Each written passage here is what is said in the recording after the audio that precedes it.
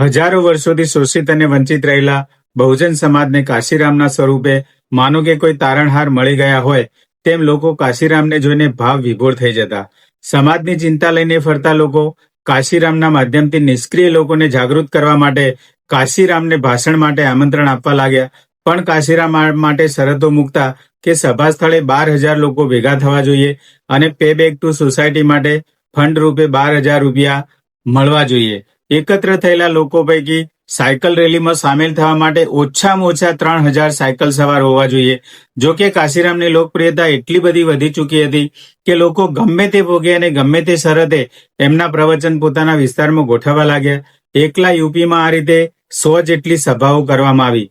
મીટિંગની demand વધતા કાશીરામ એક દિવસમાં 3 મીટિંગ કરવા લાગ્યા અને દરેક મીટિંગમાં તેઓ સાયકલ લઈને જતા. આ રીતે એકલા યુપીમાંથી જ 46 લાખ રૂપિયા એકત્ર કરવામાં આવ્યા. કાશીરામને હવે રાજકીય પ્રભુત્વ માટે એક મજબૂત રાજકીય પક્ષ બનાવવાની જરૂર લાગે છે. 14 એપ્રિલ 1984ના રોજ બાબા સાહેબના જન્મદિને કાશીરામ દિલ્હીના બોટ ક્લબ મેદાનમાં જંગી જનમેદની વચ્ચે એક નવી પાર્ટી ઊભી કરે છે અને એનું નામ આપવામાં આવે છે બીએસપી એટલે કે બહુજન સમાજ પાર્ટી. આ એ જ સમય હતો જ્યારે ઓબીસી અનામત માટે મંડળ કમિશન પર ચર્ચા ચાલી રહી હોય છે. બહુજન સમાજના ઉત્કર્ષની વિચારધારાની વરેલા કાશીરામ ઓબીસી અનામત માટે મંડળ કમિશનને સપોર્ટ કરે છે. ડિસેમ્બર 1984માં લોકસભા ચૂંટણી જાહેર કરવામાં આવે છે. ત્યારે બીએસપીના ગઠનને માત્ર 7 મહિના થયા હોય છે. આમ છતાં કાશીરામ 9 રાજ્ય અને 3 કેન્દ્ર શાસિત પ્રદેશથી ઉમેદવાર ઉભા રાખે છે. જો કે આ સમયે પાર્ટીને નિશાન મળ્યું નહોતું એટલે માયાવતી કેરાના સીટ ઉપરથી અને કાશીરામ એમપીની જાંજગીર બેઠક ઉપરથી અપક્ષ ઉમેદવાર તરીકે મેદાનમાં ઉતરે છે. માયાવતીને 44,000થી વધુ મત અને કાશીરામને 9% મત મળે છે. જો કે બંને હાર્યા હોવા છતાં પાર્ટી સમર્થિત ઉમેદવારોને કુલ 10 લાખથી વધુ મત મળે છે. જે પૈકી પંજાબમાંથી 2 લાખ અને એકલા યુપીથી 6 લાખ જેટલા મત મળ્યા હતા. આટલા મત બહુજન સમાજ માટે લડતી કોઈ નવી સવી પાર્ટી માટે ઓછા ના ગણાય. 1985માં થયેલ પંજાબ વિધાનસભા ચૂંટણીમાં બીએસપી 30 બેઠકમાંથી 9માં જીત મેળવીને બહુજનોની રાજકીય ભાગીદારી સુનિશ્ચિત કરે છે. જલંધર, હોશિયારપુર અને કપૂરથલા બેઠક પરથી તો બસપા કોંગ્રેસ જેવી હોનહાર પાર્ટીને હાર આપે છે. આ અરસામાં જ કોંગ્રેસના એમપી ગિરધારીલાલનું અવસાન થતાં ખાલી પડેલી યુપીની બિજનોર બેઠક પરથી પેટા ચૂંટણીમાં માયાવતી બીએસપી સમર્થિત અપક્ષ ઉમેદવાર તરીકે લડે છે. સામે પક્ષે કોંગ્રેસના મીરા કુમાર અને લોકદળના રામવિલાસ પાસવાન જેવા ધુરંધર ઉમેદવારો હોવા છતાં માયાવતી 61,500 વોટ મેળવે છે. જો કે ચૂંટણીમાં મીરા કુમારની જીત થવા છતાં માયાવતીને ભારે પ્રસિદ્ધિ મળે છે. આ દરમિયાન ચૂંટણી પંચ દ્વારા બીએસપીને ચૂંટણી ચિહ્ન પણ ફાળવી દેવામાં આવે છે. બાબા સાહેબની રિપબ્લિક પાર્ટી ઓફ ઇન્ડિયાનું ચિહ્ન હાથીનું હતું. તેથી કાશીરામ પણ પોતાની પાર્ટીનું નિશાન હાથીને પસંદ કરે છે.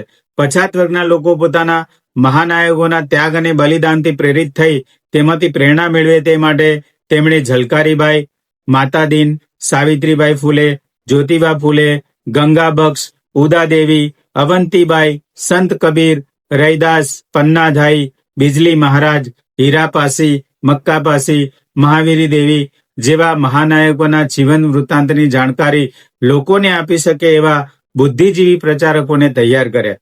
એસસી, એસટી, ઓબીસી સાથે મુસ્લિમને જોડવા માટે કાશીરામે દેશભરમાં 6 મોટા કાર્યક્રમ યોજ્યા. સપ્ટેમ્બર 1989માં મુરાદાબાદમાં મુસ્લિમ સમુદાય માટે અને ત્યારબાદ નવી દિલ્હીમાં એસસી સમુદાય માટે મોટી સભાઓનું આયોજન કરવામાં આવ્યું. ઓક્ટોબરમાં કાનપુરમાં ઓબીસી માટે, લુધિયાણામાં શીખો માટે, બિલાસપુરમાં આદિવાસી સમુદાય માટે અને છેલ્લે બેંગ્લોરમાં ઈસાઈ સમુદાયના લોકોને બહુજન વિચારધારાથી પ્રેરિત કરવા માટે સભાઓનું આયોજન કરવામાં આવ્યું. એ દરમિયાન 1989ની લોકસભા ચૂંટણીમાં માયાવતી બિજનોર બેઠક પરથી ચૂંટણી લડ્યા. આ વખતે પણ કોંગ્રેસના મીરા કુમાર અને જનતાદળના રામવિલાસ પાસવાન જેવા દિગ્ગજ નેતાઓ સામે માયાવતીની ટક્કર હતી. પણ આ વખતના પરિણામે બહુજનોને સુખદ આંચકો આપ્યો.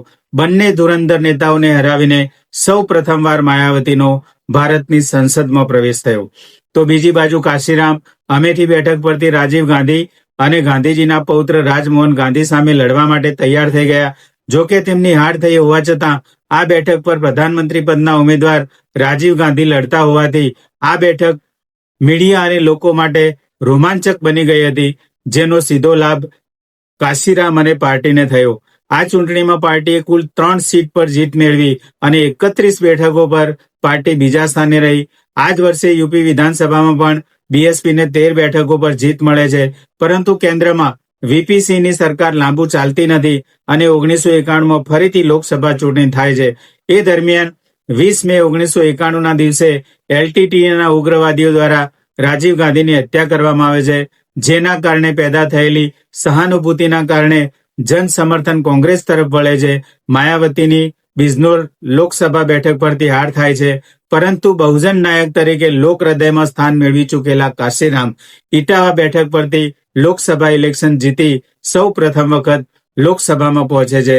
આ જ સમયે બાબરી મસ્જિદ અને રામ મંદિર વિવાદ એની ચરમસીમાએ પહોંચે છે અને 6 ડિસેમ્બર 1992માં બાબરી વિધ્વંસ પછી યુપીના સીએમ કલ્યાણસિંહ રાજીનામું આપે છે. 1993માં યુપી વિધાનસભાની ચૂંટણીમાં સમાજવાદી પાર્ટી અને બહુજન સમાજ પાર્ટીનું ગઠબંધન થાય છે. બીજેપી 170 બેઠકો, સપા 109 બેઠકો અને બીએસપી 67 બેઠકો પર જીત હાંસલ કરે છે. સમાજવાદી પાર્ટી સરકાર બનાવે છે અને મુલાયમ સરકારમાં 27માંથી 11 મંત્રી બીએસપીને ભાગે આવે છે અને આ રીતે બીએસપી સૌ પ્રથમ વખત સત્તામાં ભાગીદાર બને છે. પરંતુ મુલાયમસિંહ પર બીએસપીના સભ્યો તોડવાનો આરોપ લાગે છે. બીજી બાજુ બીએસપી સત્તામાં ભાગીદાર હોવા છતાં ઉત્તર પ્રદેશમાં દલિત અને પછાત ઓબીસી પરના અત્યાચાર વધી રહ્યા હોય છે. આથી બીજેપીના સમર્થનથી કાશીરામને સીએમ બનાવવા માટેની યોજના બનાવવામાં આવે છે, પરંતુ 1995માં ગંભીર રીતે બીમાર થવાના કારણે કાશીરામ માયાવતીને સમજાવી મુલાયમસિંહને આપેલ સમર્થન પરત ખેંચી લે છે. 1 જૂન સમાજવાદી પાર્ટીની સરકાર ભાંગી પડે છે અને 3 જૂન 1995ના રોજ બીજેપીના ટેકાથી માયાવતી સૌ પ્રથમ વખત દેશના સૌથી મોટા રાજ્યની સીએમ બને છે.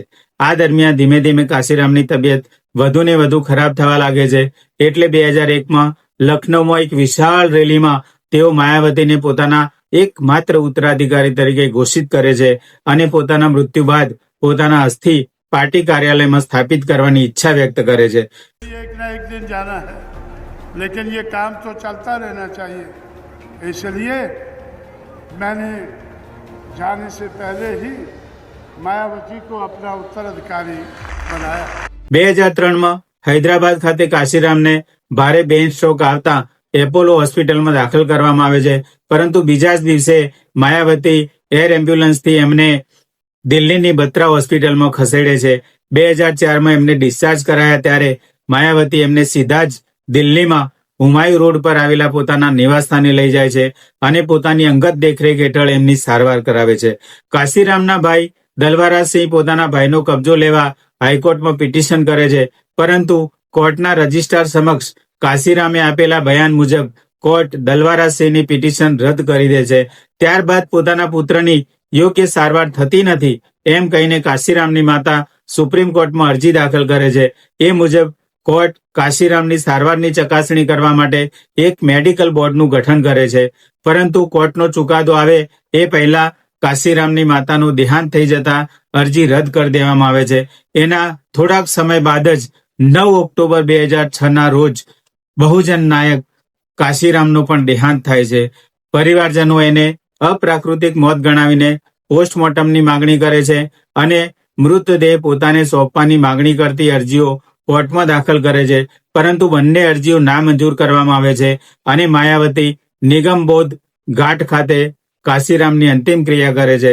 દોસ્તો, આ હતી એક એવા મહાનાયકની કહાની કે જેણે એકલા હાથે ભારતની રાજનીતિના સમીકરણો બદલી પછાત વર્ગના લોકોને સત્તાના સિંહાસન સુધી પહોંચાડ્યા. બહુજન સમુદાય આજે પણ આવા જ કોઈ મહાનાયકની તલાશમાં છે. આપના સમર્થન થકી જ અમને આવા વિડીયો બનાવવા માટે પ્રેરણા મળે છે. વિડીયોને લાઈક અને શેર કરવા તેમજ અમારી ચેનલને સબસ્ક્રાઇબ કરવા ખૂબ ખૂબ વિનંતી છે. આપનો ખૂબ ખૂબ આભાર.